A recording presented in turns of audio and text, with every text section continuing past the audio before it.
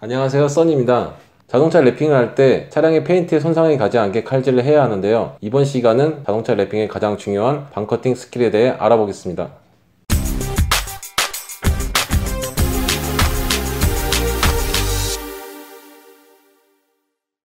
먼저 가장 중요한 칼에 대해 설명을 하겠습니다. 자동차 랩핑을 할 때 좁은 틈 사이에서 칼질을 해야 할 때가 있는데요. 그렇기 때문에 지금 보시는 이런 얇은 디자인의 칼이 가장 많이 쓰이고 있습니다. 이 칼은 올파의 SVR2라는 모델입니다. SVR1은 오토락 기능이 없고요. SVR2는 오토락 기능이 있습니다. 오토락 기능은 이 부분을 밀거나 당길 때만 칼날이 움직이게 되어 있습니다. 방커팅에는 필요 없는 기능이지만 힘을 필요로 하는 칼질을 할 때 꼭 필요한 기능입니다.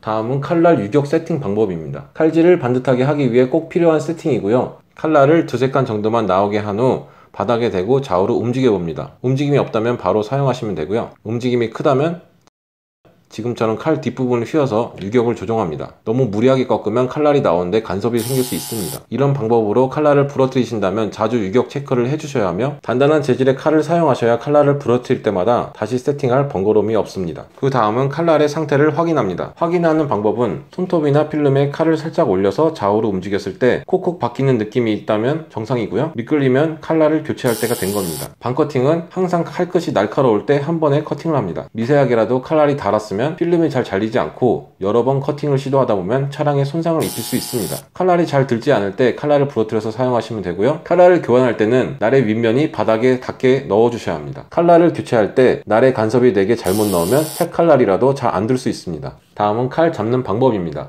보통 일반 커터날을 사용할 때 지금같이 연필처럼 잡거나 또는 이런 식으로 잡을 겁니다. 하지만 이렇게 잡으면 미세한 힘 조절이 어렵습니다. 자, 먼저 방커팅 시 일반적인 방법입니다. 지금과 같이 칼의 뒷부분의 3분의 1 지점을 엄지와 중지손가락으로 가볍게 잡습니다. 손을 들었을 때 칼이 자연스럽게 내려오도록 살짝 잡아주셔야 칼질을 하다가 팔이 움직여도 충격을 완화해줍니다. 그 다음 검지손가락으로 살짝 칼을 눌러서 압력을 조절하여 필름을 잘라줍니다. 연습하실 때 필름에 살짝 흠집을 낸다는 생각으로 적당히 힘을 주시되 필름이 완전히 관통이 되면 안됩니다. 살짝 흠집을 내고 필름이 잘렸는지 확인한 후 끝부분부터 뜯었을 때 그 흠집에 따라 자연스럽게 찢어져야 합니다. 두꺼운 필름이나 여러 겹의 필름을 자를 땐 조금 더 힘을 주어서 잘라줍니다. 같은 간격으로 여러 번 잘라보면서 연습을 합니다. 곡선으로 자를 땐 칼의 뒷부분을 움직여서 방향을 조절합니다. 마찬가지로 같은 간격으로 잘라보면서 연습을 합니다. 이 방법을 완전히 이해하고 마스터하셨다면 다음은 가이드 방커팅 방법입니다. 필름을 모서리 끝에서부터 간격을 두고 일정하게 자를 때 사용하는 기술입니다.